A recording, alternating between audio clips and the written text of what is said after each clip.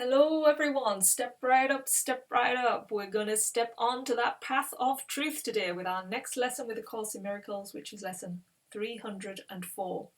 So I'm going to get straight into that. Here we go. And the one phrase that we keep with us today is, let not my world obscure the sight of Christ. Let not my world obscure the sight of Christ. I can obscure my holy sight if I intrude my world upon it. Nor can I behold the holy sights Christ looks upon unless it is his vision that I use. Perception is a mirror, not a fact. And what I look on is my state of mind reflected outward. I would bless the world by looking on it through the eyes of Christ, and I will look upon the certain signs that all my sins have been forgiven me. And here's our prayer.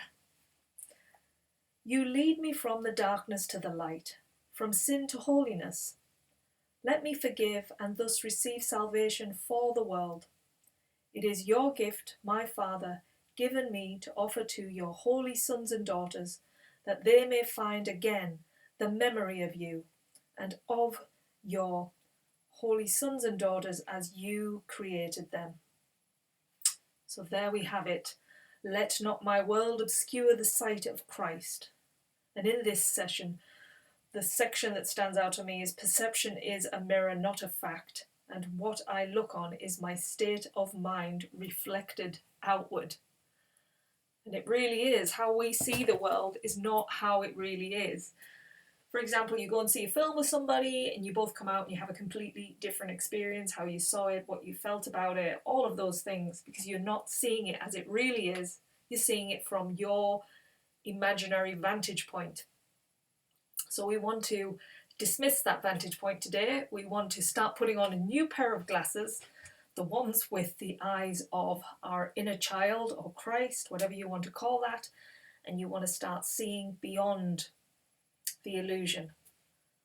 Remember when you were a child and you saw the world for the first time, the memory is almost gone because we are so used to labeling everything and seeing everything. But at that very start of life, you saw everything as so new and special and different, and the colours were bright and everything was so amazing because you didn't have the labels, the meanings on things. You didn't put that like greyness onto things and box things off.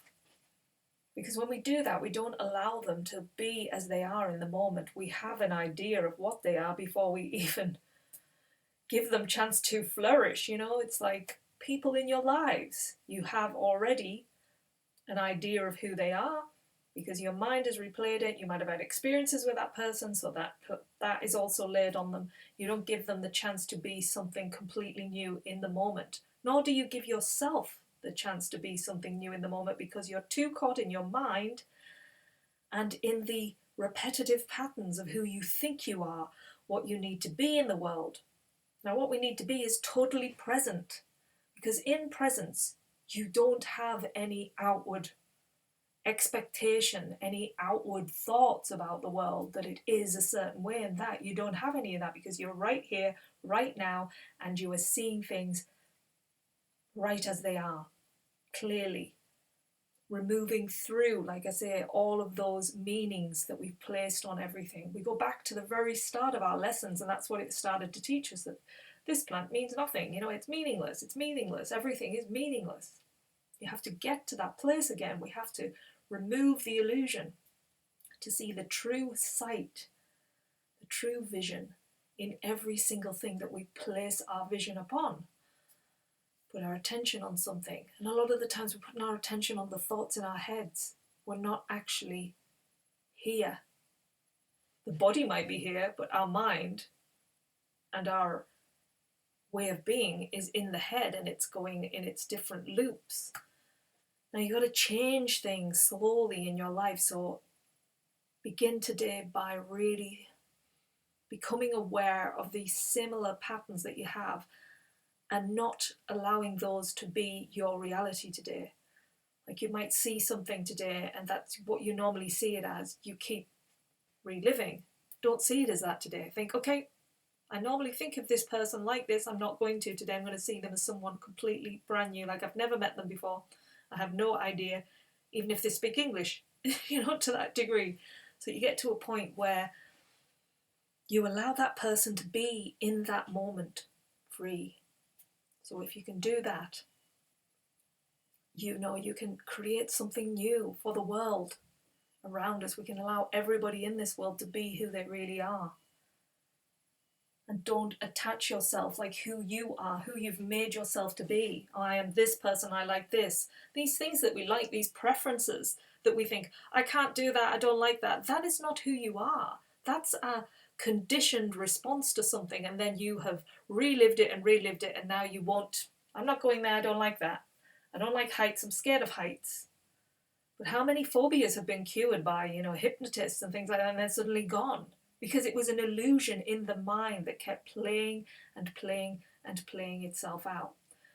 So today we want to step out of those illusions that we've got placed by bringing our awareness to the patterned way of thinking. A good way to do this is to write your thoughts. What am I thinking today? Write them out and see on the page the thoughts that you're having. If you do this for a few days, like a week, you'll see a similar cycle of thoughts that are coming and going and coming and going and coming and going, and you're then being that person always. You could see the same thing as you're writing about somebody in your life. You see the same kind of repetition, what you think of them, what you expect them to be, and you don't allow them to be something new. It's something we've all got to work on, because it's so easy to go into that unconscious mode of being. It's like your mind's got so used to replaying the things, it's just switched off now. It's like, that's how it is now, so let's just go through it like in a trance. We're not actually. It's like, wake up, people. See the world for what it is right now. Crystal clear, beautiful, has so many opportunities, miracles that could come into my experience right now if I allow it, Not this, it's never going to happen to me, I can't do this. But all of these are conditioned responses from the past. Let them go. Become something totally new today. What do you want to create today? What do you want to see in the world today?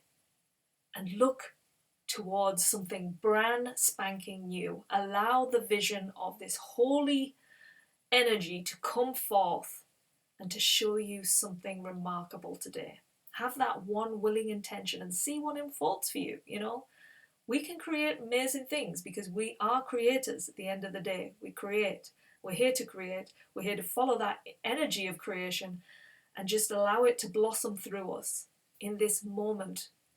Not as a push to get somewhere, but in this moment. Remember, stay present.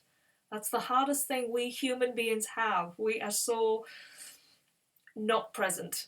We might look like we're present, but we're not. So the more we can keep stepping in to the present moment, the more chance we have of allowing new things to unfold and for, creation to expand in beautiful ways. Because we're not expanding when we're constantly living in the past and projecting that into the future. We're just creating a similar pattern over and over. We want the pattern to expand. We want to come to the oneness. We're all connected, and we're going to bring a beautiful world here today by stepping into this now moment. So enjoy your journey, work on it in whatever way works for you. You can get to that place, use some tools that are going to help you to become present. What works for you? What do you feel drawn that will make you stay in this present moment? And use those tools to get you to the now. All right. Enjoy your practicing, have fun, and we'll see you again soon, probably tomorrow. See you then. Bye.